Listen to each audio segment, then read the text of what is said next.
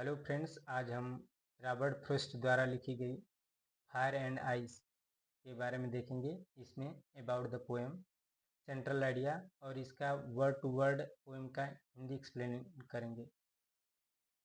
परीक्षा की दृष्टि से महत्वपूर्ण है और यूपी बोर्ड और सीबीएसई बोर्ड दोनों का जो दूसरा पोएम है, सेकेंड पोएम है, यही है। पहला था डस्ट ऑफ स्नो एंड दूसरा है फायर एंड आइस और both are written by Robert Frost. Now discuss about its poem Fire and Ice. Fire and Ice is a short poem by Robert Frost. Robert Frost द्वारा लिखी गई fire and ice छोटी कविता है। In this poem, इस कविता में the poet refer करता है, बताता है, जिक्र करता है टू प्रेडिक्शन, दो प्रेडिक्शन के बारे में, दो भविष्यवाणियों के बारे में पोएट बताता है। आप how the world will and, कि कैसे संसार समाप्त हो जाएगा। इस कविता में पोएट दो प्रेडिक्शन को रेफर करता है। वो बताता है कि कैसे संसार एंड हो जाएगी। संसार एंड होने के दो प्रेडिक्शन है, अनुमान है। क्या है? सम से it will and in fire, कुछ लोग कहते हैं कि ये आग से समाप्त हो जाएगी। वेरेज, जबकि अदर्स से, जबकि दूसरे कहते हैं it will and in ice, दूसरे कहते हैं कि आइस में समाप्त हो जाएगी। अब फायर और आइस सिंबॉलिक है, इसका हम आगे डिस्कस करेंगे। क्या है फायर, क्या है। अकॉर्डिंग टू पोएट के अनुसार fire stand for Dzire, fire का मतलब है डिजायर,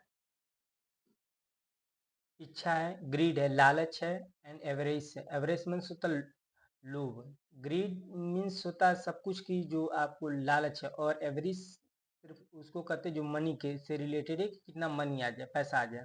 और लस्ट, लस्ट मीन्स होता है काम वासना ना, इनसे या हवस कर सकते हैं, इनसे ही संसार का अंत होगा। दो था, एक था आइस और एक था फायर। तो फायर का मतलब ये बता रहा है, the more you try to satisfy them, जितना आप उन्हें सेटिस्फाई करने की कोशिश करते हैं, द मोर दे ग्रो, उतना ही वो ग्रो करते हैं। मतलब इतनी जितनी चीज़ों को आप बताया, जैसे डिजायर है, ग्रीड है, एवरेज है और लस्ट है, जितना आप इसको संतुष्ट करने की कोशिश करेंगे, ये इतना उतना ही बढ़ती जाती है। आप अनुभवी के होंगे। There is no in to it, और इसका कोई अंत नहीं। ये आपकी या किसी की, हमारी किसी भी इच्छाओं का, लालच का, लोभ का और काम वासना का अ, अंत नहीं है, और जितना आप इसको सेटिस्फाई करने की ट्राई करेंगे उतना ये ग्रो होता है। चलिए अब पोएम पर। सम से the world will and in fire, कुछ लोग कहते हैं कि संसार का समाप्ति आग से होगी। सम से इन आइस, और कुछ कहते हैं कि आग से होगी। From what I have tested, from what I have, I refer here for poet, poet के लिए आई रिफर किया गया, कि जो कह रहा है कि जो मैंने अनुभव किया है, टेस्ट किया है, वो डिजायर है। I hold with those who I hold with those who favour fire, मैं उनके साथ हूँ जो आग का पक्ष लेते हैं। मतलब जो लोग कहते हैं कि आग से संसार समाप्त होगी, मैं उनका फेवर करता हूँ। क्यों? क्योंकि मैंने ये जो आग है, आग आग सिंबॉलिक है डिजायर की, इच्छा की।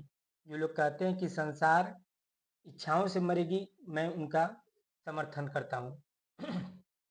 But if it had to perish twice, लेकिन इसे दो बार मरना पड़े, पेरिस मीन्स होता है डाई, मरना, ट्वाइस मीन्स दो बार, यदि इसे दो बार मरना पड़े, आई think I know enough of it, तो मैं जानता हूँ कि पर्याप्त घृणा पर्याप्त होगी। पहला तो कह रहा है कि इच्छा है कि क्या से क्या पा जाए, और दूसरा कह रहा नफरत, I think I know enough of it, कि घृणा पर्याप्त होगी। To save that for destruction, विनाश के लिए, डिस्ट्रक्शन मीन्स होता है विनाश ना, टोटल डिस्ट्रॉयमेंट।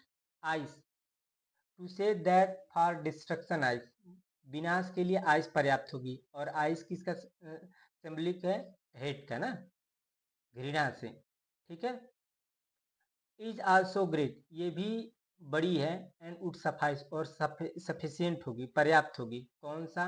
घृणा। कह रहा है कभी कह रहा है कि एक बार संसार का अंत फायर से होगा। फायर जो कि डिजायर की डिजायर दर्शा रहा है कि इच्छाओं से समाप्त होगा, और दूसरी बार कह रहा है कि नफरत से समाप्त होगा। अगर ये धरती को 2 बार मरना पड़े, खत समाप्त होना पड़े, तो एक बार इच्छाओं से और दूसरे बार नफरत से समाप्त होगी। अब चलिए सेंट्रल आइडिया देख लेते हैं इसका। Central idea of the poem: the poem Fire and Ice conveys that the world may be destroyed either by fire or ice. कह रहा है कि the poem Fire and Ice convey करता है, कन्वे माने होता ले जाना या बताना ना। कह रहा है कि क्या बताता है कि that the world may be destroyed, कि संसार डिस्ट्रॉय हो जाएगा, हो सकता है, इधर बाई फायर और आइस, संसार का अंत या तो आग से या तो बर्फ से समाप्त हो जाएगा। क्लियर। यहाँ पे फायर सिंबलाइज, फायर का प्रतीक है, फायर प्रतीक है किसका? अनकंट्रोल डिजायर, अनकंट्रोल जिसपे कंट्रोल ना किया जा सके, हमारी अनियंत्रित इच्छाओं का है। लालच का है, एम पैसन है ना, कोई चीज आ जाए, पैसन है, पैसन रखा हुआ है। पैसन मीन्स कोई चीज कितना बढ़ती रहे कि हमको ये चाहिए, ये चाहिए, ये चाहिए। वाइल आई सिंबलाइज, जहाँ पे आई सिंबलाइज करती है हेट, नफरत की, इसकी नफरत की, और कोल्डनेस कठोरता की करती है, एंड इनडिफरेंट और उदासीनता का प्रतीक है। द पोएट बिलीव करता है दैट कि बोथ ह्यूमन इमोशन, दोनों जो ह्यूमन की इमोशन है, बोथ ह्यूमन में कौन से हैं? डिजायर एंड हेट, ये जो इच्छा और नफरत है, ये दोनों are powerful enough to cause destruction, ये विनाश के लिए पर्याप्त हैं। कौन कौन सी इच्छाएं, कौन कौन से इमोशन? इच्छा और नफरत। थ्रू दिस शॉर्ट पोएम, इस छोटी कविता के माध्यम से रॉबर्ट फ्रॉस्ट चेतावनी देते हैं। वार्न मीन्स होता है चेतावनी देना। दैट नेगेटिव इमोशन, जो नकारात्मक इमोशन है, can ruin not only individual, ये जो नेगेटिव इमोशन है, जो नकारात्मक है, हमारी जो इमोशन, नकारात्मक इमोशन जैसे डिजायर और हेट है, ये नकारात्मक इमोशन है, और ये न केवल इंडिविजुअल को ruin करेंगे, बर्बाद करेंगे, इंडिविजुअल मैंने व्यक्ति विशेष को नहीं, मतलब 2 4 10 लोगों को नहीं बर्बाद करेंगे, but also the entire world, बल्कि ये पूरे संसार को समाप्त कर देंगे।